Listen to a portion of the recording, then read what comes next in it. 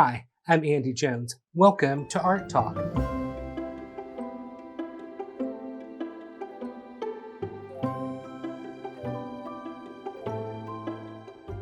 I have taught literally thousands of people how to paint, and if you have any desire to learn how to paint, I can teach you too.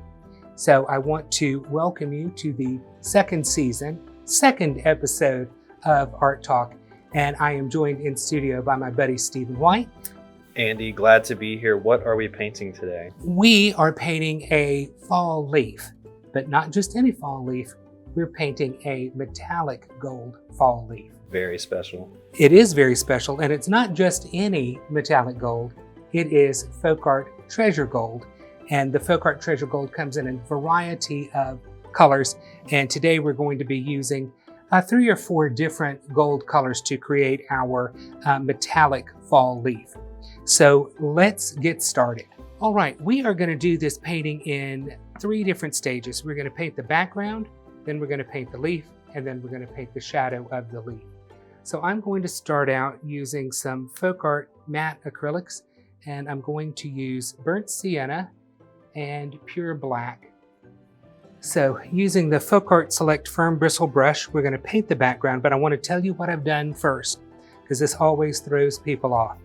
I have a kind of a wooden cradle board here, and then I have made some loops of tape and I've adhered my 6x6 canvas onto the cradle board. That way I have a handheld easel so that I don't get paint all over me, which is most important. I think you would agree with that, right, Stephen? I definitely don't want paint on me. Okay. I'm holding the camera, so that wouldn't be conducive to our video. Even when you're sitting across the table from me painting, you don't want paint all over you. Right.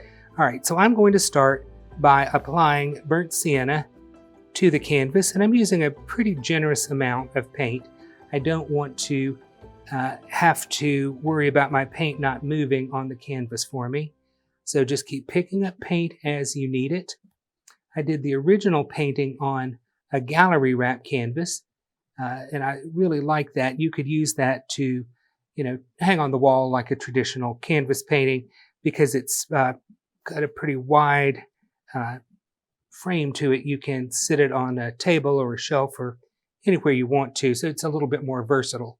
But now that I've got my background covered with burnt sienna, I'm going to pick up a little bit of black on my brush, and I'm going to start to kind of work that in to the background. And as you can see, you can easily find the brush strokes that are on the canvas, and that doesn't really bother me at all. But I do want to work this black paint into the burnt sienna until it is slightly softened a little bit. We don't want it to have a lot of overly visible brush marks. We want to create a little bit of movement and interest in the background without it being kind of distracting from our fall leaf.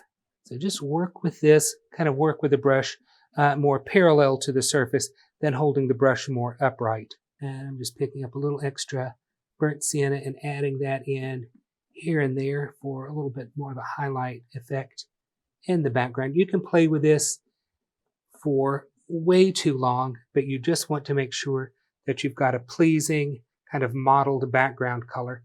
And I think I want to make this just a little bit darker, so I'm going to pick up a bit more black and kind of work that in. But no 2 backgrounds are going to be alike. Each one is going to be unique and individual, and that's how art and painting should be.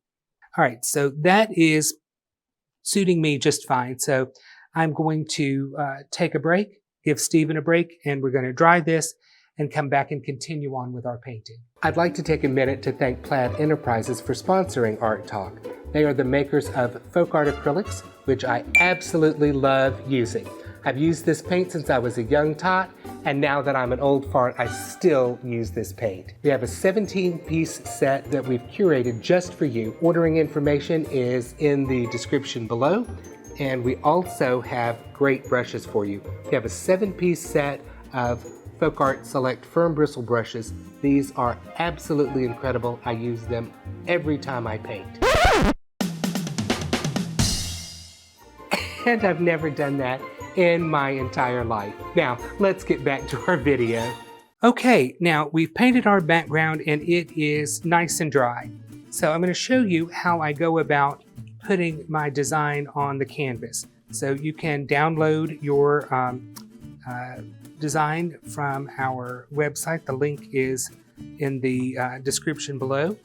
And I've got mine traced out here on a piece of tracing paper, and I'm positioning it where I want it on my canvas.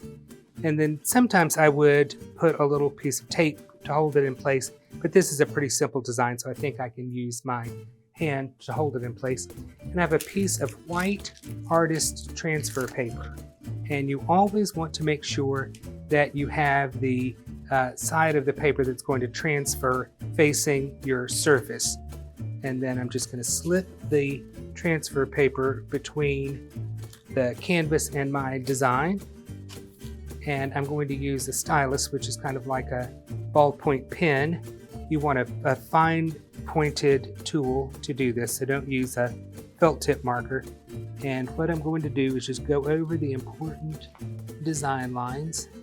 And then this will, I'm going to stop right now and check to make sure that everything's transferring like it should. So you can see those white lines transferring nicely there.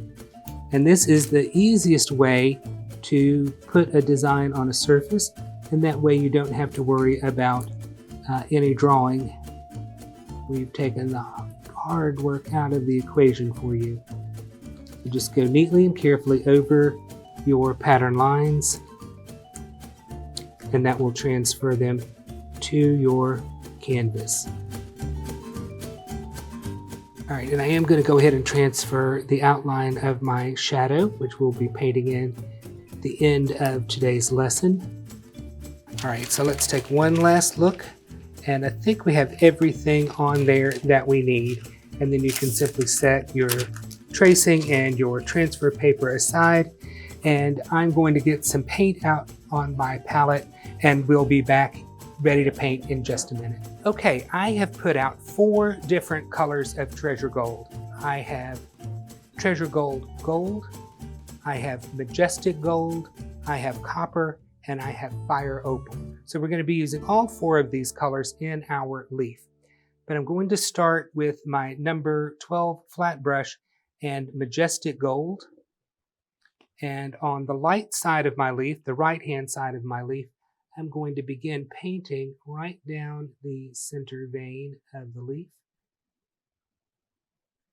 And I'm basically going to fill in the entire right side of the leaf with this majestic gold color. Andy, would you say that fall is your favorite season? I would say that fall is my favorite season. And the reason it's my favorite season is because I get to sweat less. Summer is absolutely my worst season of the year. I hate it. It is, well, as you know, you live in the same place I do. Right. It's hot, it's humid, and it's miserable in the summer. I would say fall is also my favorite. I think spring is probably my least favorite, though. Because you have allergies? Correct. Yeah. There you go. Yeah. You have your wind chill factor in the winter. And in the summer, they give you the heat index, which they might as well call the misery index. But fall is beautiful. And, you know, we don't get the beautiful change of seasons here. So no leaf peeping going on around here. But have you ever, Stephen, gone to see the fall leaves?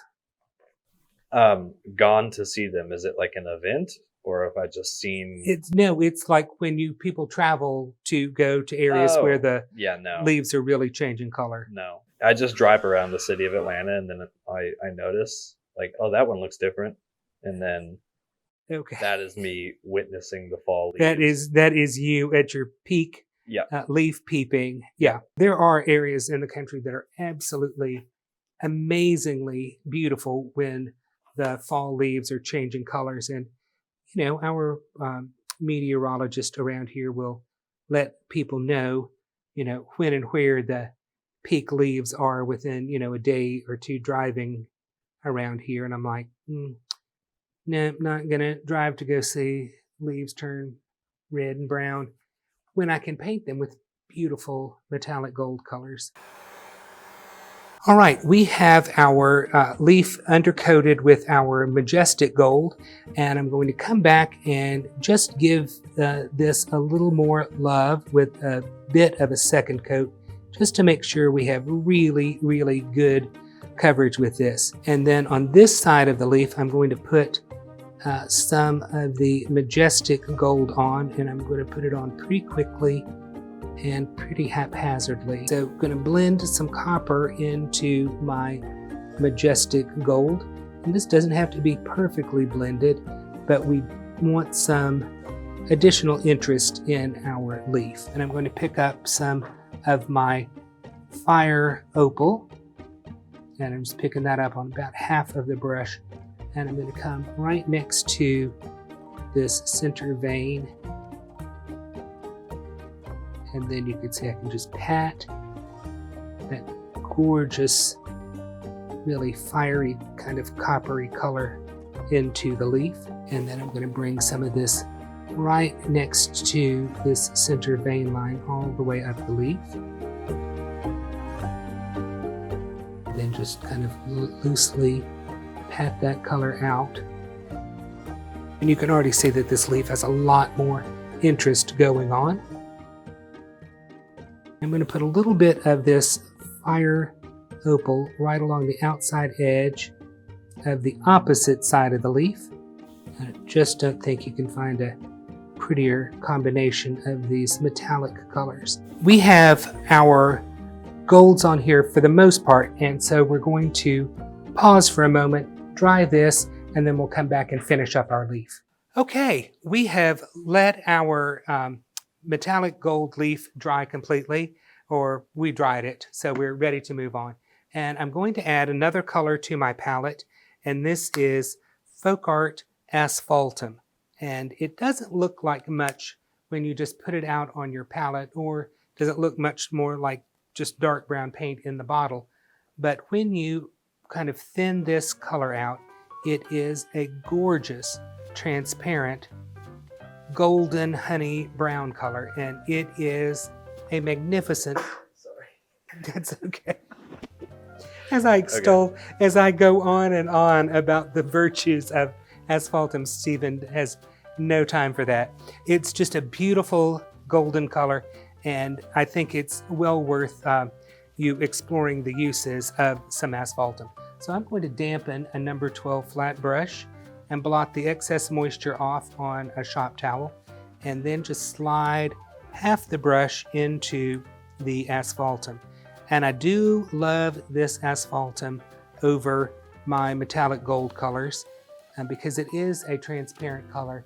It doesn't make your golds cloudy, and it doesn't reduce their metallic luster. If you were painting over silver colors, you could use Prussian blue or dioxazine purple and get some really outstanding effects that way as well, which we will probably do later in this season, or maybe even into the third season of Art Talk. So Stephen now has an additional job to keep up with the episode numbers for our Art Talk. I'm so glad you brought this up because it gives me a chance to tell everybody about our YouTube playlist. Okay, hold that playlist thought for just 1 second. I'm going to tell people what I'm going to do, and then as I'm doing it, please do explain more about the YouTube playlist. So I'm going to take this asphaltum, and I'm going to go right next to my center vein line and just carry that all the way up, patting and softening the color as I go. Now back to you, Stephen. Okay, I wanted to mention before I was rudely cut off. I cut you off in the nicest way possible. Pointed at me. In the nicest way possible. Whatever. If you wanted to watch all of the previous episodes of Art Talk back to back, if you're gonna go on a Art Talk binge, you can head to our YouTube channel and click on playlists, and you can see Art Talk, and there you can find all episodes, season 1 and season 2. Perfect. So I don't have to keep track of them. Well, YouTube does it for me. Okay. Well, I know I'm unable to. I can't keep track of what day of the week it is. We did film the first episode of season 2 at my home studio, which was very nice. Hopefully you all have tuned in to see our Welcome Pineapple episode. And we can't film in my home studio anymore, or right now, because I have a new, I guess, permanent studio guest, you would say. I have a new baby at home, and she hangs out in the studio. I have a new rescue dog named Vera. And what I'm doing now is I'm using the chisel edge of my number 12 flat brush to paint the radiating vein lines on this leaf.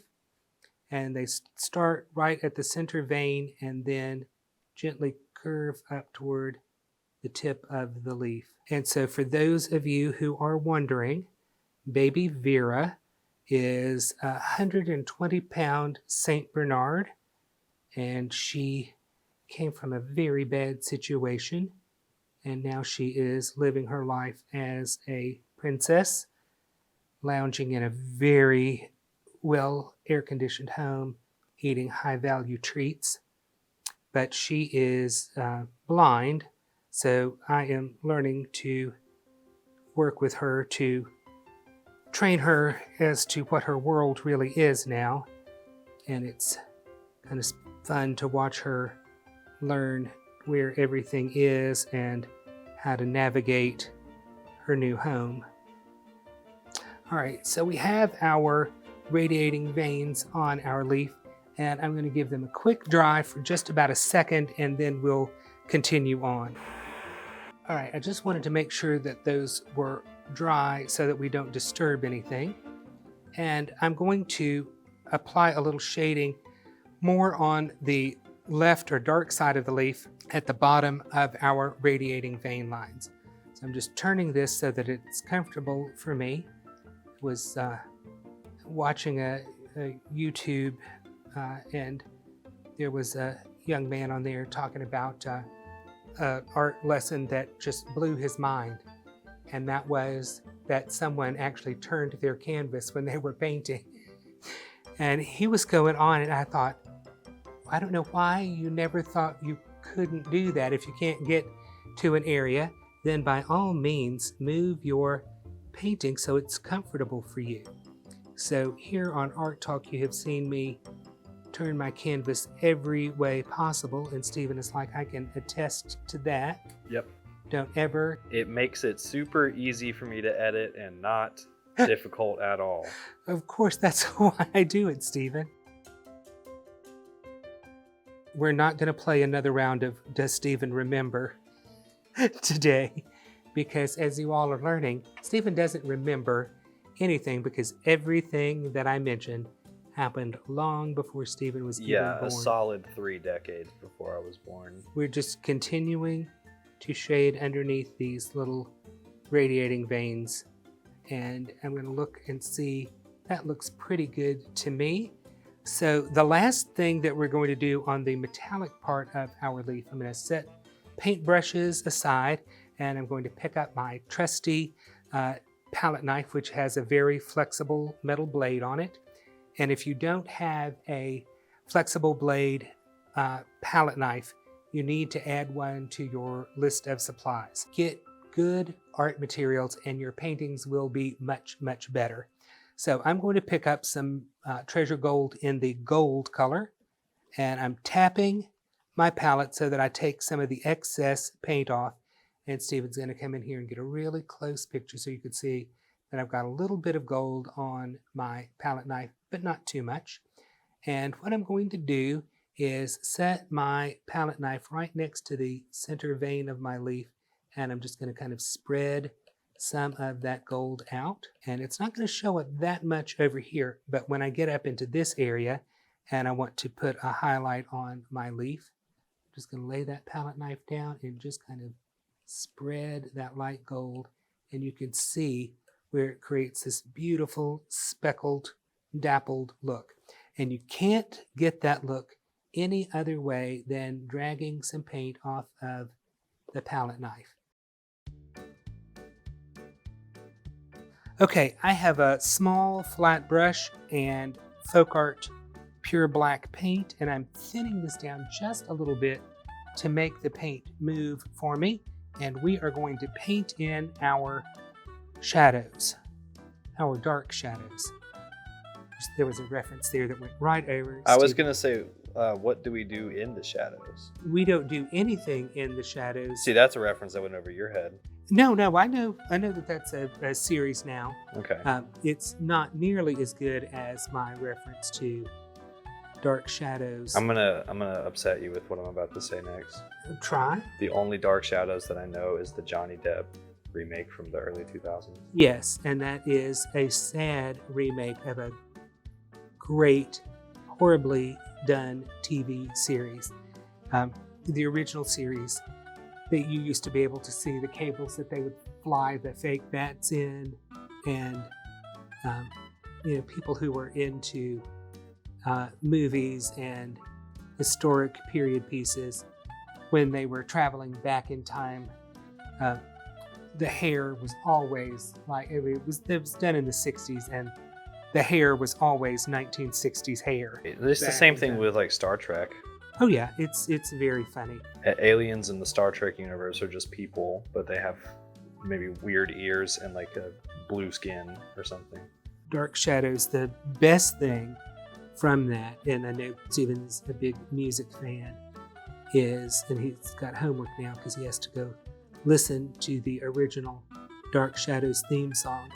And I will tell you, even today, with the lights out and that music starts, you are just scared because it is super creepy music. But they had Shakespearean actor Jonathan Frid as Barnabas, and that particular